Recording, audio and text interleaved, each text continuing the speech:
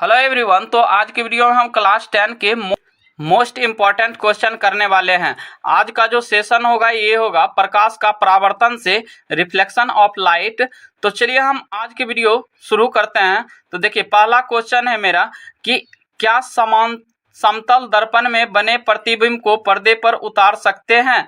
तो इसका ऑप्शन है कि हाँ, नहीं, निश्चित तौर पर कहना कठिन है और परिस्थितियों पर निर्भर करेगा। तो क्या हो जाएगा इसका? नहीं हो जाएगा, क्योंकि हम समतल दर्पण पर बने प्रतिबिंब जो होता है उसको हम पर्दे पर नहीं उतार सकते थे। इसका ऑप्शन नंबर जो होगा इसका बी करेक्ट हो जाएगा। देखिए क्वेश्चन नंबर 2 में है कि परावर्तक सतह की सूक्ष्मदर्शीय संरचना यदि समरूप ना हो तो कैसा परावर्तन होगा। तो ये जो होगा ये होगा विसरित। तो ऑप्शन नंबर इसका सी करेक्ट हो जाएगा। चलिए हम क्वेश्चन नंबर 3 देख लेते हैं। तो क्वेश्चन नंबर 3 है कि विसरित परावर्तन में परावर्तन के नियमों का पालन होता है, नहीं होता है, कभी होता है कभी नहीं होता है, परावर्तन ही नहीं होता है। तो इसका ऑप्शन कौन हो जाएगा? देखिए इसमें विसरित परावर्तन में परावर्तन के नियम का पालन होता है। तो इसका ऑप्शन नंबर ए करेक्ट हो जाएगा। क्वेश्चन नंबर 4 में है कि उत्तल दर्पण में परावर्तक सतह पर लंबवत गिरती किरणें फोकस पर क्या हो जाएगा। तो यहाँ से क्या हो जाएगा? देखिए तो ऑप्शन नंबर 1 में है कि अभिसरित होती है, अपसरित होती है, सी में है समांतर हो जाती है और डी में है अपसरित होती लगती है। तो इसका करेक्ट आंसर जो हो जाएगा ये होगा समांतर हो जाती है। तो इसका ऑप्शन नंबर सी करेक्ट हो जाएगा। चलिए क्वेश्चन नंबर हम 5 देख लेते हैं कि 5 में है कि किस दर्पण में वास्तविक प्रतिबिंब नहीं बन सकता। तो ये जो वास्तविक प्रतिबिंब नहीं बनता है तो ये होता है समतल दर्पण में नहीं बनता है। तो ऑप्शन नंबर इसका ए करेक्ट हो जाएगा। चलिए क्वेश्चन नंबर 6 में है कि दंत विशेषज्ञ किस दर्पण का उपयोग मरीजों के दांतों का बड़ा प्रतिबिंब देखने के लिए करता है। देखिए इसमें हम बताते हैं दंत विशेषज्ञ पूछे, डॉक्टर हो गया, नाई हो गया, बाल बनाने में, दाढ़ी बनाने में, ये सब जो होता है ये अवतल दर्पण के उपयोग हम करते हैं। तो यहाँ से ऑप्शन नंबर इसका बी करेक्ट हो जाएगा। चलिए क्वेश्चन नंबर हम 7 देख लेते हैं। क्वेश्चन नंबर 7 में है कि यदि किसी बिंब का प्रतिबिंब का आवर्धन ऋणात्मक है तो उस प्रतिबिंब की प्रकृति क्या होगी। तो देखिए जब भी यहाँ से ऋणात्मक पूछे, आवर्धन ऋणात्मक हो तो ये होता है वास्तविक और उल्टा बन जाता है यहाँ से इसका प्रकृति। तो यहाँ से हो जाएगा ऑप्शन नंबर ए करेक्ट हो जाएगा। चलिए क्वेश्चन नंबर हम 8 देख लेते हैं। क्वेश्चन नंबर 8 में है कि निम्नलिखित में से कौन उत्तल दर्पण की फोकस दूरी है जिसकी वक्रता त्रिज्या 32 सेंटीमीटर है। देखिए यहाँ यदि रहता है अवतल दर्पण, हम क्या करते, इसकी जो त्रिज्या निकलता वो निगेटिव लेते। यहाँ उत्तल दर्पण है तो हम इसका त्रिज्या के लेंगे पॉजिटिव लेंगे। तो देखिए यहाँ तो पहला नंबर तो ये निगेटिव वाला होगा नहीं, दोनों हम पॉजिटिव में चेक करते हैं। तो यहाँ इसकी त्रिज्या कितनी है? तो 32 है। तो त्रिज्या जो हो जाती है फोकस दूरी की ये आधी हो जाती है। तो इसका आधा कितना हो जाएगा? तो 16 सेंटीमीटर। तो ऑप्शन नंबर इसका सी करेक्ट हो जाएगा। तो यहाँ से आप लोग फार्मूला लिख लीजिएगा कि यहाँ से एफ बराबर होता है r/2 हो जाता है। तो देखिए यहाँ r दिया हुआ है 32 और यहाँ से हम निकाल लेंगे f का मान, f हो गया फोकस, तो यहाँ से हो गया 32/2, यहाँ से 16 सेंटीमीटर। चलिए हम अगला क्वेश्चन देख लेते हैं। क्वेश्चन नंबर 9 में है कि परावर्तन के नियम से निर्धारित होता है। देखिए परावर्तन का जो नियम होता है ये आपतन कोण बराबर होता है परावर्तन कोण। तो इसका ऑप्शन जो होगा इसका ए करेक्ट हो जाएगा। तो ये देखिए 2017 में ये सब एनुअल एग्जाम में पूछा गया है, तो इसलिए जरूर ध्यान रखिएगा दोस्तों। तो चलिए अब क्वेश्चन नंबर हम 10 देख लेते हैं। देखिए क्वेश्चन 10 में है कि हवा चाल क्या होती है। तो देखिए इसका जो होता है ये 3 × 10⁸ मीटर पर सेकेंड होता है। तो इसका ऑप्शन नंबर ए करेक्ट हो जाएगा। चलिए क्वेश्चन नंबर 11 देख लेते हैं। तो क्वेश्चन नंबर 11 में है कि प्रकाश के परावर्तन के कितने नियम हैं। तो प्रकाश के परावर्तन के कितने नियम हैं? तो ये 2 हैं। तो इसका ऑप्शन जो हो जाएगा ये बी हो जाएगा। देखिए ये 2015, उसके बाद जो है ना यहाँ से 2021 में भी पूछा गया है। तो चलिए ये सब ध्यान रखिएगा।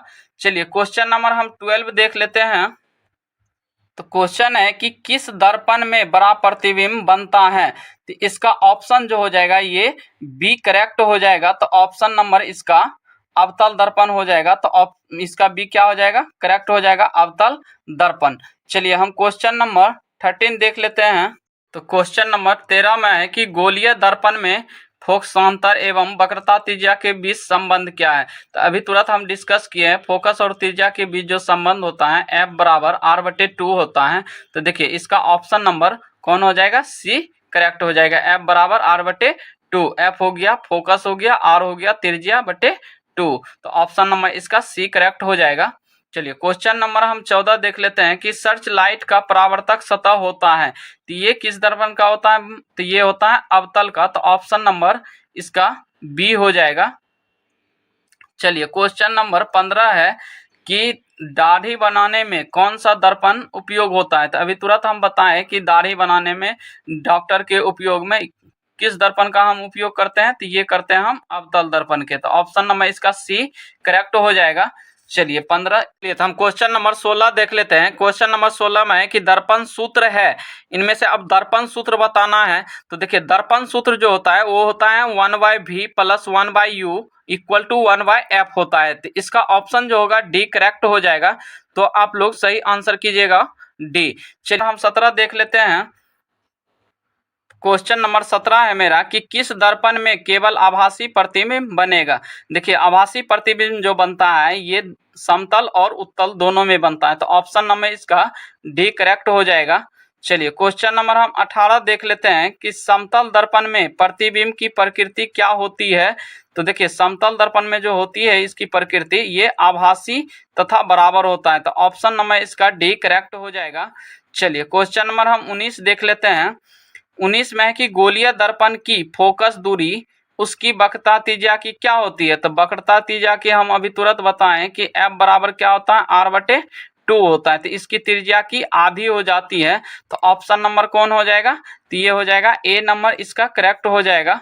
चलिए क्वेश्चन नंबर 20 में है कि एक उत्तल दर्पण में बना प्रतिबिंब हमेशा होगा, ये कैसा होगा, ये काल्पनिक और इसमें दिया हुआ है हासित, तो ऑप्शन नंबर इसका बी करेक्ट हो जाएगा।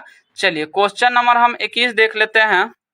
क्वेश्चन नंबर 21 है मेरा कि ईंट है, पारदर्शी पदार्थ है, अपारदर्शी पदार्थ है और पारभासी पदार्थ है और कोई नहीं। तो देखिए पारदर्शी किसको बोलते हैं, जिससे हम आर पार देख सकते हैं। तो देखिए ईंट क्या है, हम आर पार दे सकते हैं। इस साइड यदि हम एक साइड किरण मारेंगे दूसरे साइड क्या हम निकल जाएगा किरण, तो नहीं निकलेगा, तो वो क्या हो जाएगा, अपारदर्शी हो जाएगा, क्योंकि आर पार किरणें नहीं होगी। तो ऑप्शन नंबर जो होगा ये बी करेक्ट हो जाएगा, अपारदर्शी पदार्थ।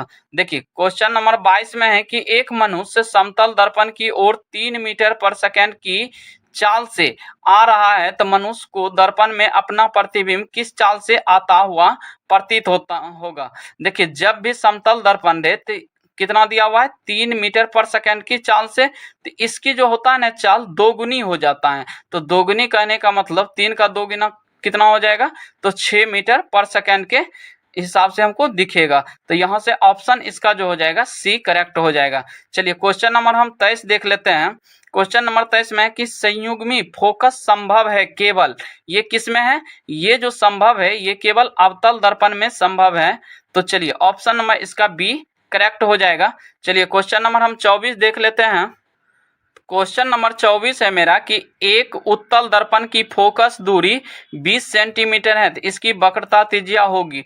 देखिए हम जानते हैं कि एफ बराबर क्या होता है, r/2 होता है, तो हमको इस बार r निकालना है, तो r निकालना है तो r क्या हो जाएगा, देखिए r बराबर हो जाएगा, ये 2 इधर गुना हो जाएगा तो 2f हो जाएगा। तो f का मान दिया हुआ है 20, तो 20 गुना 2 करेंगे तो कितना हो जाएगा, 40 सेंटीमीटर है। तो इसका ऑप्शन नंबर जो होगा इसका डी करेक्ट हो जाएगा।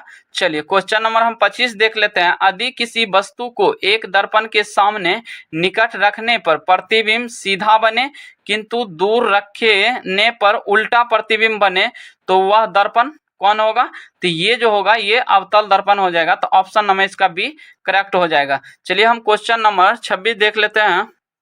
क्वेश्चन नंबर 26 है मेरा कि यदि किसी वस्तु को एक दर्पण के सम्मुख किसी भी दूरी पर रखने से उस वस्तु का प्रतिबिंब सदैव सीधा और छोटा बनता है, तो वह दर्पण होगा।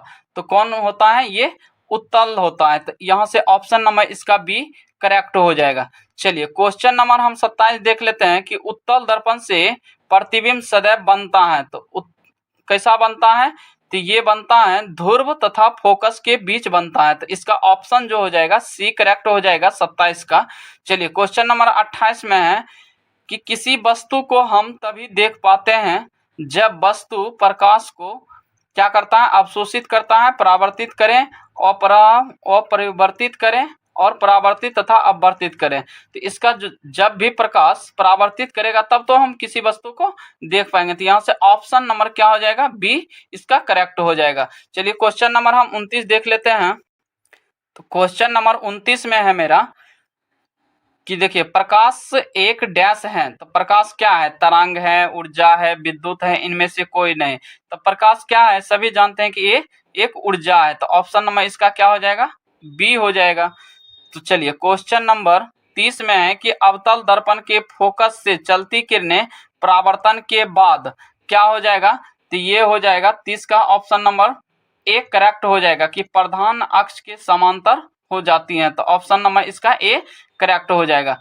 चलिए क्वेश्चन नंबर हम 31 देख लेते हैं। तो क्वेश्चन नंबर 31 में कि गोलीय दर्पण के परावर्तक पृष्ठ की वृत्ताकार सीमा रेखा का व्यास कहलाता है। तो क्या कहलाता है? तो ये कहलाता है गोलीय दर्पण का द्वार का। तो ऑप्शन नंबर इसका सी करेक्ट हो जाएगा, 31 का सी। चलिए क्वेश्चन नंबर हम 32 देख लेते हैं।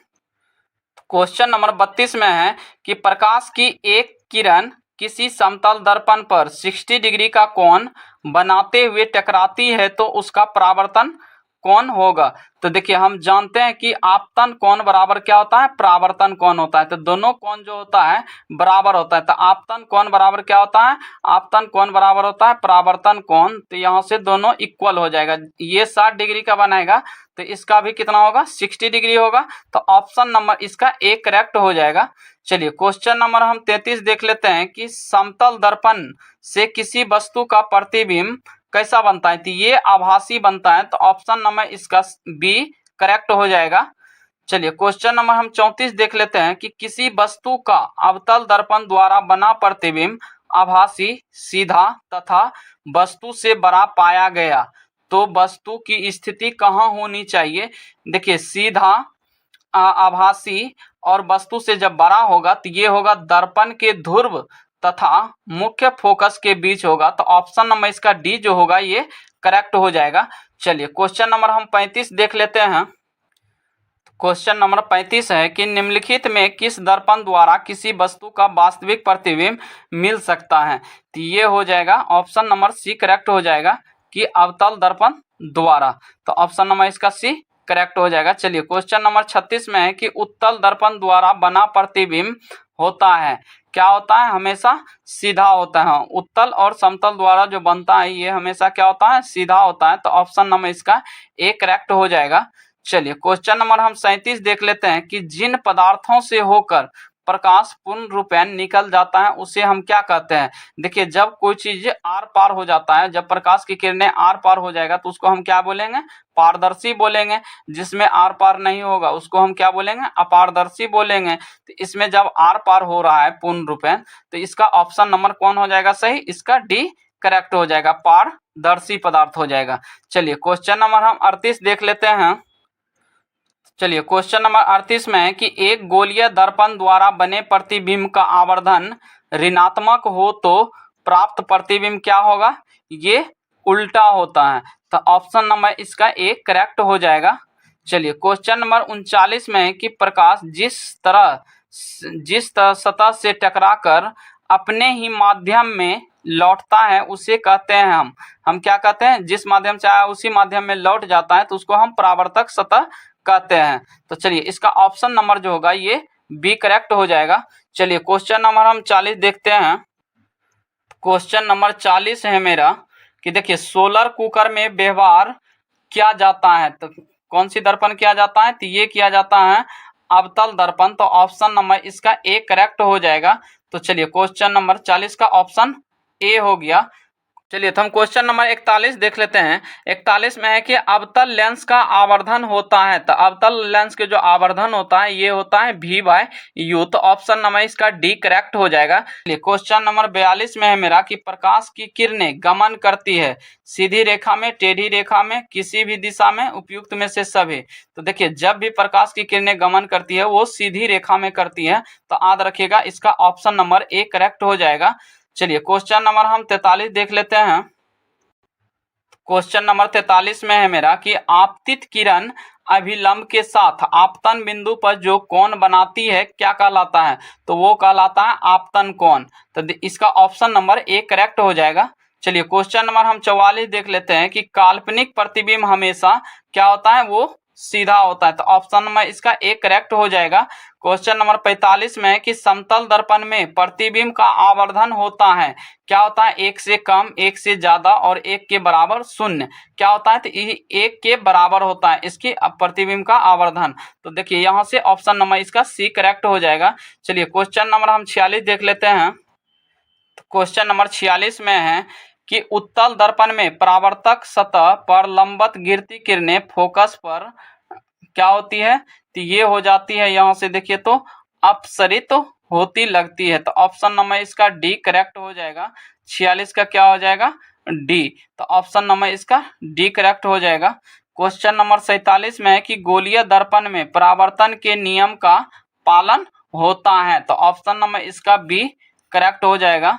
चलिए 48 में है कि गोलीय दर्पण में दूरियों को सदा किसके सापेक्ष मापते हैं, तो हम मापते हैं ध्रुव के सापेक्ष। तो ऑप्शन नंबर इसका ए हो जाएगा करेक्ट। चलिए हम क्वेश्चन नंबर 49 देख लेते हैं।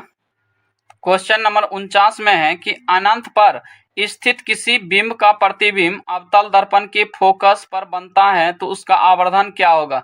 देखिए जब अवतल दर्पण बनता है तो वो आवर्धन होता है m=0 हो जाता है, तो ऑप्शन नंबर इसका ए करेक्ट हो जाएगा। चलिए क्वेश्चन नंबर हम 50 देख लेते हैं कि मोटर गाड़ी के चालक के सामने लगा रहता है। देखिए मोटर गाड़ी में, कोई भी बस में, ये सब कौन दर्पण का यूज किया करते हैं, हम उत्तल दर्पण के यूज करते हैं। तो ऑप्शन नंबर ये साइड मिरर के रूप में लगे रहते हैं, तो ऑप्शन नंबर बी इसका करेक्ट हो जाएगा। चलिए क्वेश्चन नंबर 51 में है कि प्रकाश के परावर्तन का नियम, देखिए I not equal to R है, कौन आर। तो ये हो गया आपतन कोण बराबर होता है परावर्तन कोण। तो यहाँ देखिए कोण इक्वल है, तो यहाँ से कोण I इक्वल टू आर होता है, तो यहाँ से हो जाएगा देखिए तो ऑप्शन नंबर इसका डी करेक्ट हो जाएगा, आपतन कोण बराबर परावर्तन कोण। चलिए क्वेश्चन नंबर हम 52 देख लेते हैं। क्वेश्चन नंबर 52 में है कि एक अवतल दर्पण में वस्तु की स्थिति फोकस और ध्रुव के बीच हो तो प्राप्त प्रतिबिंब होगी, क्या होगी ये, तो ये होगी आभासी और बड़ा होगा। तो ऑप्शन नंबर किसमें है, तो सी में, तो ऑप्शन नंबर सी इसका करेक्ट हो जाएगा। चलिए क्वेश्चन नंबर हम 53 देख लेते हैं कि अवतल दर्पण की फोकस दूरी उसकी वक्रता त्रिज्या की क्या होती है, आधी हो जाती है, तो ऑप्शन नंबर इसका बी करेक्ट हो जाएगा। चलिए क्वेश्चन नंबर हम 54 देख लेते हैं। तो 54 में है कहां पर स्थित होने से वस्तु का प्रतिबिंब अवतल दर्पण के फोकस पर बनता है, तो ये जो बनता है अनंत पर, तो ऑप्शन नंबर इसका डी करेक्ट हो जाएगा। चलिए क्वेश्चन नंबर हम 55 देख लेते हैं। क्वेश्चन नंबर 55 में है कि निम्नलिखित में किसके द्वारा एक बिंदु स्रोत से समांतर किरण पुंज मिल सकता है, तो ये हो जाएगा अवतल दर्पण, तो ऑप्शन नंबर इसका एक करेक्ट हो जाएगा। चलिए क्वेश्चन नंबर हम 56 देख लेते हैं कि वस्तु से छोटा और आभासी प्रतिबिंब इनमें किस दर्पण से प्राप्त होता है, तो ये जो होता है ये उत्तल दर्पण से प्राप्त होता है, तो ऑप्शन नंबर इसका डी करेक्ट हो जाएगा। चलिए क्वेश्चन नंबर हम 57 देख लेते हैं। क्वेश्चन नंबर 57 है मेरा कि निम्नलिखित में किस दर्पण द्वारा किसी वस्तु का आभासी प्रतिबिंब प्राप्त किया जा सकता है, तो देखिए ये तीनों प्रकार के दर्पण में हम प्राप्त कर सकते हैं, तो ऑप्शन नंबर इसका डी जो होगा करेक्ट हो जाएगा। चलिए क्वेश्चन नंबर हम 58 देखते हैं कि परावर्तन का कोण होता है, तो यहाँ से परावर्तन का कोण जो होता है ये परावर्तित किरण और दर्पण की सतह पर खींचे गए अभिलंब के बीच का कोण होता है, तो इसका डी करेक्ट हो जाएगा, ऑप्शन नंबर डी करेक्ट हो जाएगा, ध्यान रखिएगा। चलिए क्वेश्चन नंबर हम 59 देख लेते हैं। क्वेश्चन नंबर 59 में है मेरा कि आभासी प्रतिबिंब दर्पण पर कहाँ बनता है। तो ये जो बनता है ये पीछे बनता है, तो ऑप्शन नंबर ए करेक्ट हो जाएगा। चलिए क्वेश्चन नंबर 60 में है कि निम्नलिखित में किस दर्पण द्वारा किसी वस्तु का वास्तविक प्रतिबिंब मिल सकता है। तो ये हो जाएगा अवतल दर्पण द्वारा, तो ऑप्शन नंबर इसका सी करेक्ट हो जाएगा। चलिए क्वेश्चन नंबर हम 61 देख लेते हैं कि एक प्रतिबिंब का आकार हमेशा वस्तु के बराबर है तो दर्पण होगा कहाँ पे होगा, समतल में, तो ऑप्शन नंबर इसका सी करेक्ट हो जाएगा। चलिए क्वेश्चन नंबर हम 62 देख लेते हैं। तो क्वेश्चन नंबर 62 में कि उत्तल दर्पण द्वारा बना प्रतिबिंब होता है, तो कैसा होता है, ये हमेशा सीधा होता है।